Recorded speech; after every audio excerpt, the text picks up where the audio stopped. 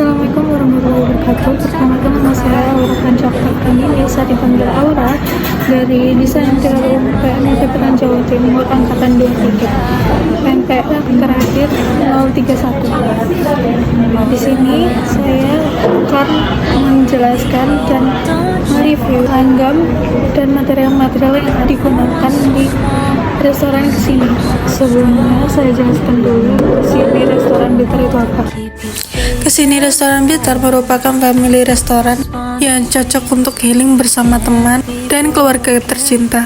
Biasanya digunakan untuk makan bersama dengan keluarga dan teman-teman tercinta. Dengan arsitektur desain tropical retro yang menyajikan pengalaman terbaik di bidang kuliner. Tersedia berbagai macam menu seperti makanan Asian, Western, coffee, tea, dan cakes. Di kesini Bitter ini menggunakan berbagai macam elemen dan material. Banyak sekali menggunakan material kayu. Material kayu digunakan dari jendela, di pintu, dan di lantai. Lalu di furnitur dan meja, di kursi, dan di elemen estetis.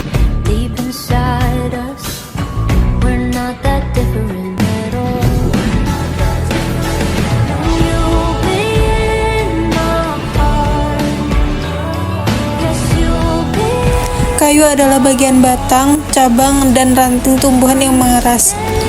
Kayu memiliki berbagai karakteristik, di antaranya adalah yang pertama, kayu dapat memberikan sentuhan kehangatan yang berbeda dan menambah estetika interior secara keseluruhan. Kedua, kayu sangat awet hingga bertahan puluhan atau ratusan tahun seperti kayu jati. Ketiga, mudah terbakar. Kayu fleksibel untuk desain. Kayu mudah dipotong, dibentuk, dan disesuaikan dengan berbagai bentuk desain. Kayu dapat membantu meredam suara dalam ruangan, memberikan akustik yang lebih baik.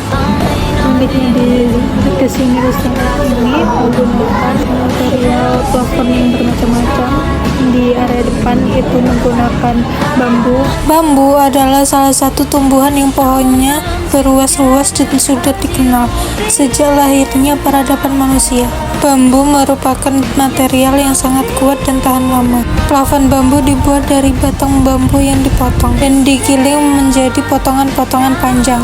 Cara pemasangan bambu untuk plafon: perencanaan desain, 2. Pemilihan bahan, 3. Bambu diukur dan dipotong sesuai kebutuhan, 4. Perancangan rangka, 5. Lapisi penutup dulu di atasnya, bisa menggunakan gipsum atau anyaman bambu, 6. Rekatkan atasnya dengan bambu satu persatu, gunakan skrup atau paku. Terus di atas kasir itu ada kain yang dilipat-lipat atau biasa disebut dengan awning gelombang. Penggunaan awning gelombang pada interior bisa memberikan efek estetika yang menarik dan menciptakan nuansa yang lebih dinamis dalam ruangan. Awning gelombang bisa dipasang pada langit-langit ruangan untuk memberikan tekstur dan bentuk yang berbeda, ciptakan kesan artistik dan elegan.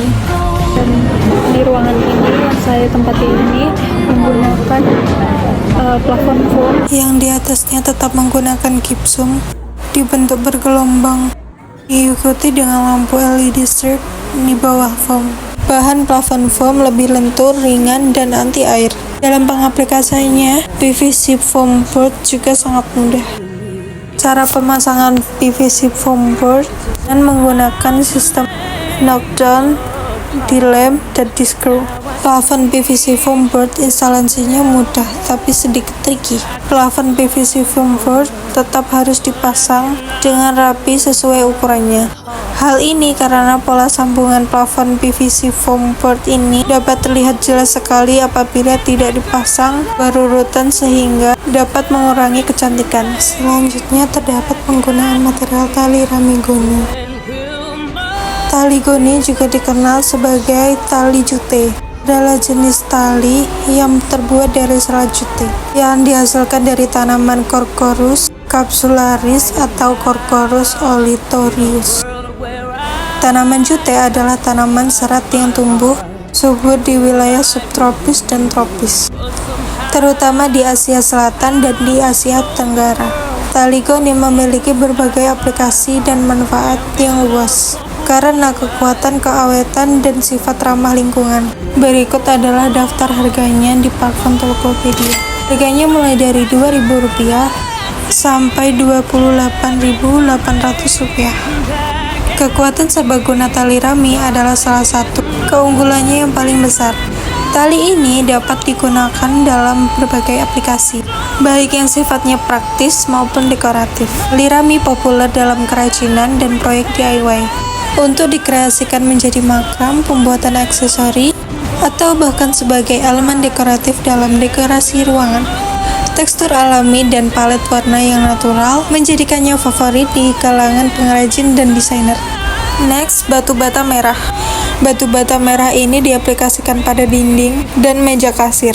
Bata merah sebenarnya terbuat dari tanah liat dengan permukaan yang tidak rata dan warna tidak menentu. Bata ini bisa diplester dan diberi finishing cat, namun juga terlihat cantik dan vintage dengan tampilan expose. Saya akan menjelaskan terlebih dahulu teknik pemasangan dinding bata.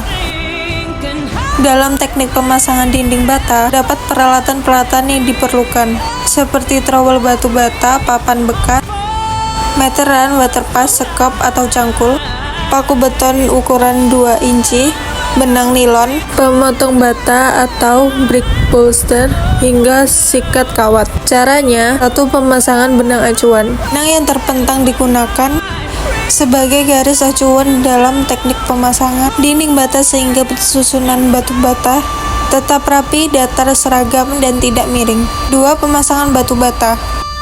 Pilih batu bata yang bagus, yaitu merah yang tidak rapuh, berukuran seragam, dan memiliki permukaan yang tidak terlalu rapat, agar mortar gampang mengikat. Kemudian buat campuran mortar yang terdiri dari 1 bagian semen banding 4 bagian pasir halus kualitas bagus, bisa pula 1:3 atau 1:5, dan air secukupnya. Pastikan permukaan atas batu bata horizontal sepenuhnya. Pasang mortar di atasnya dan mulai pasang lapisan batu bata di atasnya. Selain harus memastikan kerataan horizontal, kerataan vertikal juga perlu dipastikan.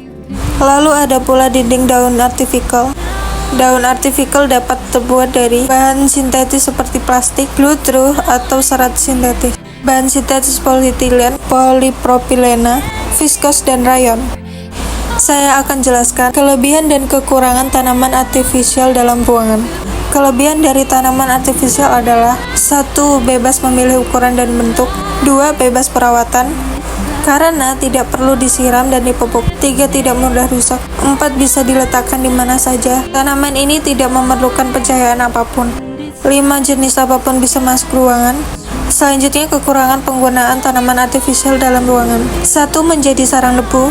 2. Tanaman artifisial dengan kualitas rendah akan nampak tidak alami. 3. Tidak memberikan dampak positif untuk kualitas udara. Berikutnya adalah penggunaan finishing plaster. Finishing plaster pada dinding dan lantai, bahannya adalah semen, pasir, dan air. Semen adalah campuran berbagai bahan kimia dan mineral termasuk batu kapur, tanah liat, pasir silika, gypsum, abu vulkanik, dan berbagai macam oksida. Semen bisa digunakan untuk material interior, seperti di kesini Blitar ini diaplikasikan pada dinding dan lantai finishing plaster.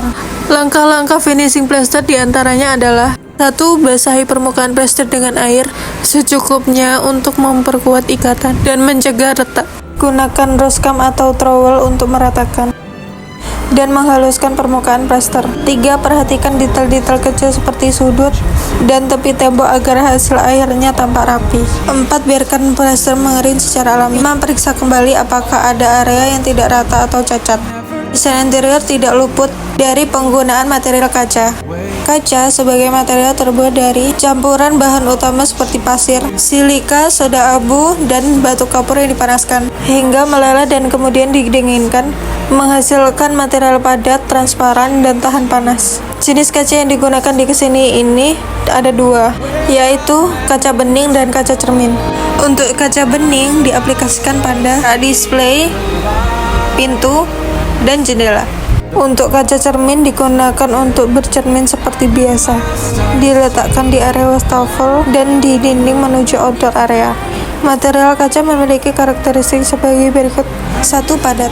Kaca tampak seperti benda padat, tetapi bentuknya seperti cairan. 2. Tembus cahaya untuk kaca bening. 3. Kuat. 4. Tahan panas. 5. Mudah dibentuk. 6. Tahan korosi.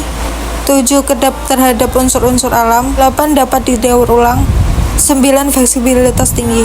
Selanjutnya adalah metal. Salah satu bahan metal yang banyak digunakan untuk furnitur dan elemen estetis ialah baja ringan. Keunggulannya termasuk daya tahan, resistensi terhadap serangan hama, dan efisiensi konstruksi. Penggunaan furnitur yang terbuat dari bahan metal menjadi banyak diminati karena memiliki ketahanan terhadap cuaca panas dan hujan. Kelebihan dari material metal adalah 1. Kekuatan dan daya tahan. 2. Estetika modern. 3. Kemudahan perawatan. 4. Kemungkinan custom. 5. Tahan lama dan ramah lingkungan. Terakhir, tegel. Tegel bisa terbuat dari tanah liat, porselen, kaca, semen, pasir, dan bahan lain. Karakteristik tegel. Tegel memiliki keunikan pada motif dan warnanya. Tegel memiliki kesan vintage, jadul, dan klasik. Tegel memiliki tekstur yang halus dan tidak licin. Tegel mampu memberikan rasa yang lebih dingin dan sejuk daripada material lainnya. Tegel tahan lama, tahan air, tahan api. Tegel mudah dipasang dan dapat dipotong sesuai dengan ukuran yang diinginkan. Tegel juga dikenal dengan sebutan ubin tegel teraso atau ubin semen. Berikut ada daftar harganya. Sekian presentasi dari saya. Assalamualaikum